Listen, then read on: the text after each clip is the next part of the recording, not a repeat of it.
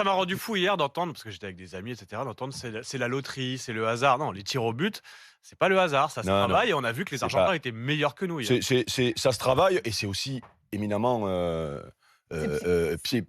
mental. Oui, Le gardien argentin qui a déjà qualifié pendant cette compétition son équipe, qui est très bon sur les pénaltys, a mangé le cerveau des Français. C'est pour ça que c'est pas la loterie, parce que c'est un exercice technique dans un premier temps, et puis c'est surtout un exercice psychologique. Vous imaginez quand même un joueur qui marche pendant 40 mètres devant 80 000 personnes et devant des millions et des millions et des millions de téléspectateurs qui s'approchent pour gagner ou perdre une finale. Mais vous imaginez la pression que c'est, et c'est celui qui a le plus le mental, qui la veut plus. Le gardien argentin, il est rentré dans le cerveau des joueurs français. Il avait déjà fait contre les Pays-Bas. Il va leur parler. Il a fait même à la Copa América. Je ne sais pas si c'est lui ou si c'est. Je crois que c'est lui qui était allé parler aux Colombiens. Il y a des images qui circulent. Mais on a vécu quelque chose d'une balle de match. D'habitude, il n'y a pas de balle de match au foot. Et là, il y avait quelque chose d'une balle de match.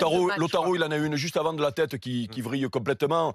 Dans ce genre de scénario, il y a toujours la balle de match. Mais imaginons les Argentins auraient perdu ce match au penalty. On n'aurait pas de mots. On serait heureux. On n'aurait pas de mots pour dire comment le football était juste quand même, parce que pendant 80 minutes, ils nous mangent. Il faut tout de mieux que nous. Mais la remontée est inouïe.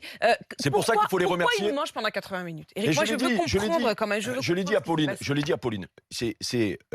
On a pris la pression d'entrée parce qu'on a raté nos premières relances. Un mystérieux virus, mais fatigue. alors attention, on apprendra peut-être qu'il y avait vraiment le Covid qui circulait et que des garçons étaient diminués. Ça pourrait servir d'explication, mais il ne faut pas se trouver d'excuses.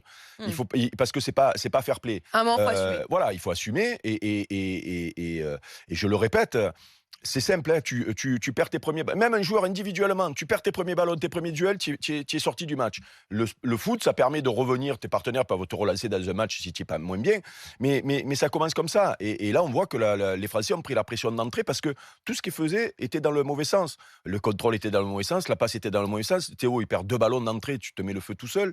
Di Maria, il est seul. Moi, j'avais l'impression à chaque fois qu'il était seul, qu'on le laissait seul. Non, mais c'est vrai. Oui, d'abord, on va pas accabler Jules Koundé, mais il y a même 3 cadres en théorie. Je pense à Griezmann, Giroud, Dembélé, qui passent à côté de leur finale. Ouais, Dembélé, c'est pas un cadre pour moi, mais Griezmann, Giroud, voire même Varane qui a été en difficulté quand ça tanguait. On le sentait physiquement. Non, mais lui, alors attention, épreuve, ne jamais oublier, et c'est pour ça qu'il faut remercier l'équipe de France, ne jamais oublier d'où vient cette équipe de France, avec tous les blessés qu'il y a eu au début de la compétition, voire les blessés de longue date qui se sont relancés, notamment Varane. N'oublions pas que Varane ne joue pas le premier match. Didier Deschamps avait dit je prendrai en sélection que les garçons susceptibles de jouer le premier match. Il ne pouvait pas jouer le premier match. Ça faisait 5 semaines qu'il était blessé. Et ça explique d'ailleurs qu'il a eu du mal à monter en régime et qu'il finit. J'ai rarement vu un joueur faire un sprint, tomber au bout du sprint de fatigue et sortir dans la foulée parce qu'il a tout donné et parce qu'il n'était pas 100% d'après moi. Mais c'est pour ça que, mais quelle solution autre il avait? Prendre un choix difficile, peut-être qu'il y avait des garçons qui étaient touchés, notamment en défense centrale par le Covid, donc il a fait des choix forts. Mais c'est pour ça qu'il faut, à un moment donné, il faut dire bravo les Argentins et bravo les petits Français parce que vous nous avez donné une finale de folie et une compétition de folie.